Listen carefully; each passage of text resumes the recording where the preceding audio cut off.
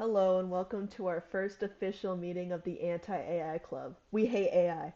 I'm Emma and I'm joined by my friend and co-author Swan. Yippee!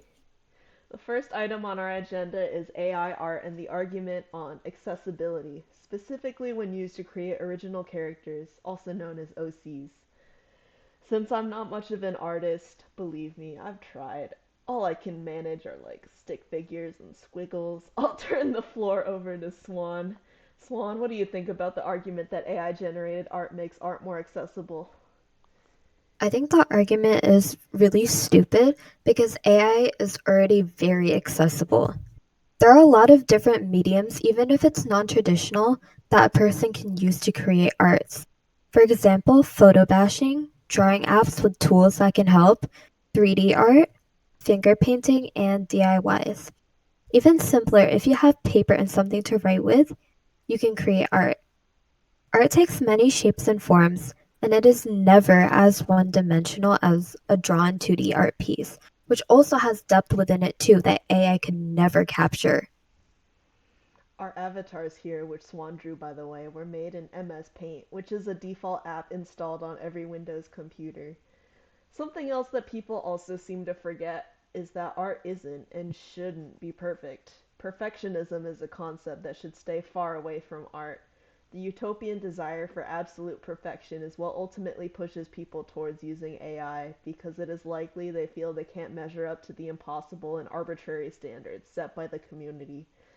I know when I was first starting to try out art, I felt that I couldn't measure up to all the other artists out there, and I was so scared of being bullied that I just stopped.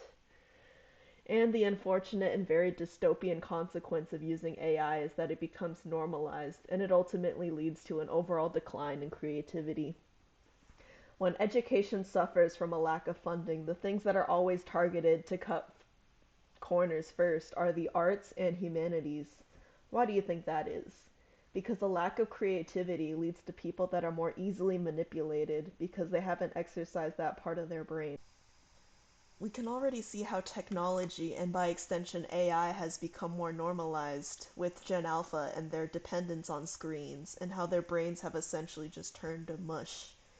In a recently conducted study done by Regis University, there is a correlation in Gen Alpha's lack of reading independently, also known as ludic reading, and their screen time. I also see this with my baby cousin being unable to emotionally regulate without a screen. AI being used to generate art and kill creativity just compounds and makes the problem with Gen Alpha worse. At the end of the day, art isn't just about what the finished product looks like. It's about the process, what you learn during it, and how resourceful you are. It's about what you can make with the resources already available at your disposal. For example, the fan fictions we write together, we aren't trying to be the next Shakespeare or Hemingway out here. It's just something we do for fun. We don't use any fancy word processors or drafting tools. All we use is Discord to communicate ideas and the built-in chapter writing softwares on AO3 and Wattpad respectively. The most fun we have isn't when we're publishing chapters to AO3 and Wattpad, but it's when we're drafting ideas for what happens next in the story and laughing together as we put our words to paper. Art is a journey. The destination shouldn't matter too much.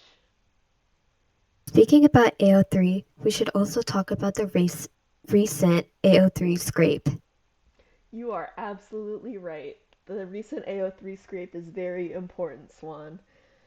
For those that don't know, AO3 is a fanfiction website with over 15 million works and counting. Standing for Archive of Our Own, AO3 is a website that is run by a crowdsourced nonprofit organization that, much like the name suggests, showcases an archive of the very best and worst of fandom. Last month, hundreds of thousands of publicly available works were non consensually scraped from the website to train the machine learning generative AI software known as Hugging Face. The fig we published was among the many that was scraped. I don't know about you, Emma, but I personally feel as if we've been invaded by an uninvited force. All of our hard work was just stolen in seconds. That is crazy work. It makes me hesitant to post the other stories we've been working on to AO3 and Wattpad. Yeah, Swan, I totally agree with you. It's absolutely disgusting, and I feel violated. Our words and our ideas just stolen from us like that. Not even by an actual person or anything, but by a machine. It's frankly insulting that someone can just write a line of code and bibbity bobbity boo, our work is now a part of AI stew. We think of our work as our own child, and publishing to AO3 was our way of showing how proud we were of our creation that we made together. Yes, it was publicly available, but that doesn't mean we were consenting to be used like that. Consent is sexy. AI use is not consensual in this context. AI is not sexy, therefore.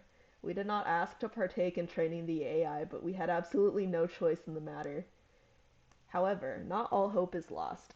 At least on the AI generated art front, there are certain noise filters that artists have been using on their art before publishing to work as a sort of poison against AI. Because the AI is unable to decipher the images with filters on it, the processors get messed up and the AI spits out something incomprehensible. Sadly, there isn't much of a counter to AI for all the fan fiction authors out there, or even just authors out there, just yet. But I have a feeling that the amount of Omegaverse fan fiction that was scraped can be served as poison enough in this particular incident and in the future. I know Swan and I are just going to start spamming incomprehensible nonsense in the author's notes to hopefully regress the AI even more. We can all be the change we want to see in creative spaces. Say no to AI, work out those brain muscles, and be creative. And this concludes our first and only meeting of the Anti AI Club. We're your hosts, signing off. Thank you.